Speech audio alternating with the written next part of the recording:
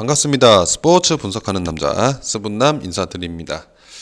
자, 오늘 분석할 경기는 해외 축구 프리미어리그부터 분데스리가까지 해서 총 4경기 준비를 했고요. 10월 24일부터 25일에 걸쳐서 좀 이틀 동안 걸쳐서 경기가 진행되니까 참고해 주시면 감사하겠습니다. 그러면 구독과 좋아요 한 번씩 부탁드리겠습니다. 최근에 축구 경기가 살짝 어렵죠. 뭐 코로나의 그런 여파도 있었을 것이고, 그리고 그런 최근에 뭐 챔스라든지 그런 리그 경기, 그리고 국가대표 대항전 그런 경기들까지 있다 보니까 좀 어느 정도 클럽 구단에서도 체력 안배가 좀 중요시되는 그런 상황입니다.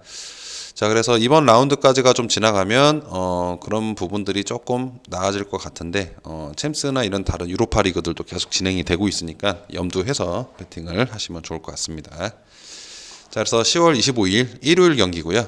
프리미어리그부터 한번 보도록 하겠습니다. 맨유 대 첼시의 경기입니다. 그래서 맨유부터 보면 지금 맞대결에서는 5승 2무 3패로 맨유가 앞서 있는 상황이지만, 최근에 맨유가 흐름이 좋지 않다가 다시 조금 나아지는 모습을 보여지고 있죠. 맹구에서 다시 맨유로 돌아온 모습입니다. 그래서 맨유가 만약에 이번에도 첼시에게 지면 홈에서 3연패를 기록하게 되는데, 맨유가 홈에서 3연패 기록은 사실 찾아보기 조금 어려운 기록 중에 하나다라고 일단 볼 수가 있는 상황이고, 토트넘에게 6대1로 대패를 하면서 2연속 다시 지금 승리를 챙겼는데, 파리 생제르맹까지 잡은 모습이 좀 인상적이었다. 그때 제 방송에서도 그런 전술적인 변화, 선수 간의 배치가 조금 변화를 뒀는데 그게 통할까라고 했는데, 그것도 역시 파리 생제르맹에까지 통한 모습을 보여줬다라고, 성과가 괜찮다라고 볼 수 있다라고 일단은 생각이 들고, 매 경기 거의 득점을 했던 마샬이 경고 누적으로 이번 경기 출전이 불가한 상황이기 때문에 일단 어느 정도 공격 면에서는 조금 무뎌질 수 있는 맨유일 수 있다라고 보여지지만, 최근에 그런 달라진 모습들을 봤을 때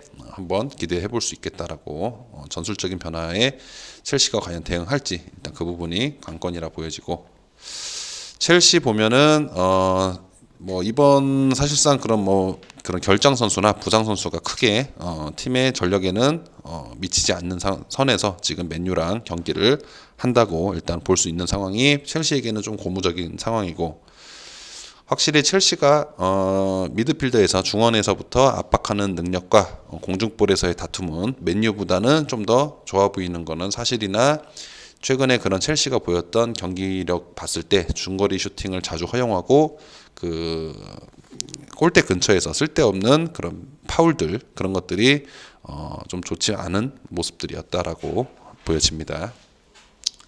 그래서 최근 어쨌든 달라진 그런 맨유의 전술, 감독이 이제 변화를 좀 줬던 모습들이 과연 어떻게 변화를 감지를 해서 첼시가 그걸 대응을 할지는 좀 그것이 관건으로 보이고, 첼시에서는 주 공격수 티모 베르너의 골 결정력이 과연 이번 경기의 핵심 포인트다라고 보여집니다. 그래서 사실 배당에서 볼 수 있듯이 2.35 대 2.9배 거의 팽팽한 경기가 될 것으로 보이는 배당이고, 홈인 맨유가 2.3배를 받았다는 것은 맨유 승을 보기에는, 그러니까 맨유 승만 너무 보기에는 좀 어려운 경기라고 일단 볼 수가 있는데, 기준점을 봤더니 2.5죠. 그래서 2.5점 정도면 최근에 그런 맨유가 실점이 많았던 모습들, 그리고 득점력이 전술 변화로 살아난 모습들을 봤을 때 좀 괜찮아 보이는 것도 있고, 첼시 역시 원정에서 6득점 4실점을 하고 있는데 공격면에서는 나쁘지 않다라고 보여지고, 2.5점 기준일 때 다득점으로 가는 게 일단은 제일 좋아 보인다라고 생각이 들고, 굳이 승패를 하나만 꼽자면 첼시는 최근에 그닥 좋은 건 아니죠. 좋지 않은 모습이고, 세비야와의 그런 챔피언스 리그 경기에서도 득점을 못했고 실점도 안 했지만 어쨌든 그랬고, 맨유의 그런 모습들이 좀 달라진 모습들이 그나마 좀 더 신뢰가 된다고 보기 때문에 굳이 승패를 뽑자면 맨유가 좀 낫지 않나라고 일단은 보여집니다. 자, 그래서 좋아요, 구독 한 번씩 부탁드리겠습니다. 자, 그래서 두 번째 경기는 토요일 경기입니다. 토요일 23시 경기고요. 바르셀로나 대 레알 마드리드 엘 클라시코 경기입니다. 우선 배당부터 보면 2배, 3.6배, 3.7배인데 그만큼 일단 바르샤 쪽이 홈이고 좀 괜찮다라고 일단 볼 수 있는데, 사실 바르셀로나 홈은 좀 어느 정도 신뢰는 할 수 있죠. 그래서 엘 클라시코 최근 10경기를 봤을 때 4승 3무 3패로 거의 뭐 이제 비등비등한 그런 상황이고, 그리고 최근의 추세는 약간 저득점이 좀 우세한 추세다. 왜냐면은 바르셀로나 역시 득점력에서 메시가 예전 같지 않고 뭐 네이마르라든지 수아레즈라는 그런 선수들이 좀 없죠. 지금은 예전 같지 않고 뭐 그리즈만이 있긴 하지만 조금 공격력이 그런 전성기 시절의 바르셀로나의 모습은 아니다라고 볼 수 있고, 레알 역시 뭐 벤지마를 제외하면 그닥 뭔가 득점력에서 폭발적인 모습을 보일 선수는 없다라고 일단 볼 수 있는 상황이고, 그게 그래서 그런지 최근에 세 경기 역시 뭐 저득점이 나오고 있다라고 볼 수 있는 상황인데, 조별리그 챔스 조별리그에서 승리를 하고 다득점으로 승리를 하고 올라온 바르샤가 분위기는 일단 좋을 것으로 좀 생각이 들고, 그리고 아약스에서 이적은 데스트가 과연 이제 두 번째 경기를 뛰거든요. 바르샤에서 두 번째 경기를 뛰는데 과연 어떤 모습을 보일지 좀 더 지켜봐야 될 것 같고, 적응을 어떻게 할지 봐야 될 것 같다라고 보여집니다. 그래서 홈일 때는 그래도 바르셀로나가 수비력이 확실히 원정일 때보다는 이 캄프누의 그런 기운을 받아서 좀 더 잘하는 모습인 건 맞고, 하지만은 단점 굳이 좀 문제를 뽑자면 피케가 좀 매 경기 뭐 퇴장도 잘 당하는 편이고 쓸데없는 파울도 성질이 좀 더러운 건지 좀 그런 모습들이 보이는데, 또 레알과 만나면 또 신경전이 있죠. 그래서 피케의 그런 예상치 못하는 그런 플레이가 잘못 나왔다가는 경기를 말아먹을 수 있는 모습이 아닌가라고 생각이 듭니다. 그래서 레알을 보면 3승 1무 1패로 현재 리그 3위에 랭크돼 있고, 최근에 샤크타르에게 조별리그 1차전에서 2대 3으로 어이없이 좀 패배를 한 그런 모습을 보였다. 그래서 그 레알 마드리드가 계속 지적을 받는 부분이지만 패배 요인을 봤을 때는 좀 느린 공격 전개를 계속 구사를 하고 있고, 좀 빨리빨리 역습을 해야 되는데 뭐 이제 뭐 짬밥을 먹은 건지 아니면 돈을 많이 먹은 건지, 이제 먹을 만치 먹어서 좀 느려진 건지 좀 느린 공격 전개를 계속 보이고 있다라고 보여지고, 그리고 스루 패스로 침투하는 그런 모습들에 대한 대응이 좀 많이 늦더라라고 볼 수 있다. 실점에서 나오는 모습들이 그런 스루 패스나 갑자기 급하게 뭐 예를 들어서 뭐 넘겨주는 패스에 대해서 좀 대응이 늦어서 실점을 하는 경우가 있더라라고 볼 수 있습니다. 그래도 이번 바르샤전을 대비해서 바르샤를 상대로 라모스가 출전을 해서 주전이죠. 라모스가 출전해서 좀 다행으로 생각이 들고, 역시 벤지마의 그런 공격 세트피스 상황이나 크로스에서 헤딩으로 연결하는 그런 모습들이 중요하다라고 보여집니다.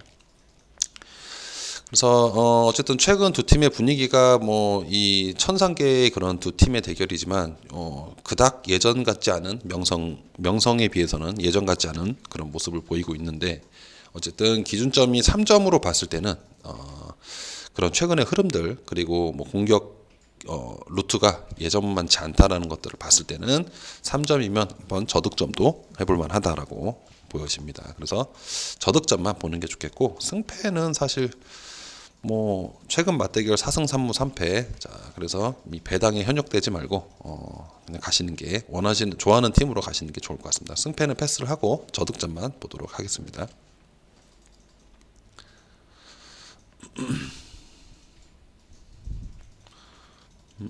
자, 그다음 이제 세리에. 그래서 아탈란타 대 삼프도리아의 대결.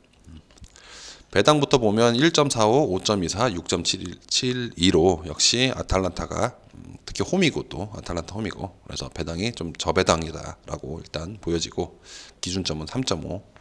아탈란타이기 때문에 3.5인 거죠, 이 경기는.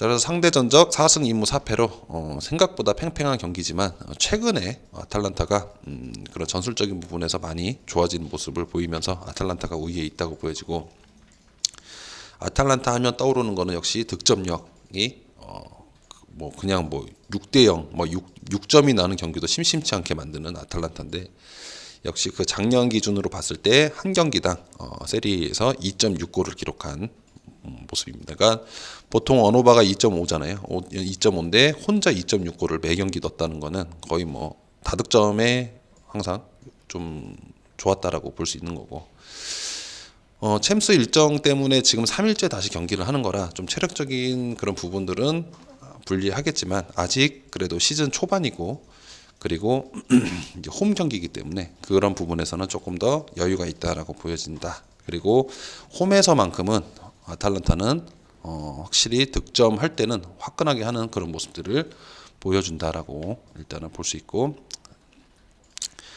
그다음 삼프도리아인데 작년 삼프도리아가 시즌 5위로 마감을 했던 삼프도리아고, 지금 이번은 현재까지는 지금 9위에 랭크돼 있고요. 그래서 다행인 거는 라치오를 상대로 3대 0으로 승리를 만들면서 조금 삼프도리아가 좀 살아나는 그런 모습을 보였는데, 리그 2연패 후 다시 또 2연승을 했는데, 그래서 2연승을 했을 때 그런 전술적인 부분들이 좀 더 아직 표본이 좀 적어서 좀 더 지켜봐야겠지만, 꽈리아레라를 이제 기반으로 해서 중점으로 해서 조금 유기적인 그런 플레이들이 좋았다. 그러니까 미드필더와 공격진의 그런 선수 기용도 그랬고, 출전하는 그런 선수들을 좀 지켜보니까 다양하게 조금 변화를 많이 줬다라고 좀 보여집니다. 좀 더 지켜봐야겠지만, 그래서 전술은 4-4-2 전술을 현재 하고 있는데, 좀 다듬을 필요는 있어 보인다라고 보여지는 게, 아직 득점력에서 조금 아쉬웠던 부분들이 있었다라고 보여지고, 사실 오늘 경기는 아탈란타를 상대로 쉽지 않은 경기가 될 것 같은데, 굳이 간다면 이 경기는 둘의 맞대결에서도 그랬고, 삼프도리아가 아탈란타를 상대로 2점 차 이상으로 진 경우가, 그러니까 3점 차 이상으로 진 경우가 없습니다. 최근 10경기에서. 그래서 삼프도리아 프렌으로 2점 정도 프렌으로 가거나, 아니면 그냥 아탈란타 승으로 가는 게 좀 더 안정적일 것 같다라고 보여지고, 언오버는 3.5점인데 일단은 3.5면 조금 높죠. 그래서 아탈란타를 믿어야 되긴 하지만, 이거 언오바보다도 차라리 삼프도리아 2프렌을 가거나 그냥 아탈란타 승을 가는 게 좋겠다라고 보여집니다. 그래서 한번 그 부분들은 조합픽에서 한번 내볼 수 있도록 하겠습니다. 그 다음에 이제 분데스리가, 그래서 이제 황희찬 선수가 있는 라이프치히, 그리고 헤르타 베를린의 대결입니다. 그래서 1.45, 4.6, 7배의 배당. 지금 현재 라이프치히가 1위죠. 1위. 3승 1무로 1위고, 헤르타 베를린이 15위에 있는데, 일단 라이프치히부터 보면은 상대 전적에서 역시 강팀답게 헤르타 베를린을 7승 1무 2패로 앞서는 상황이고, 그 라이프치히의 그런 포메이션은 4-2-2입니다.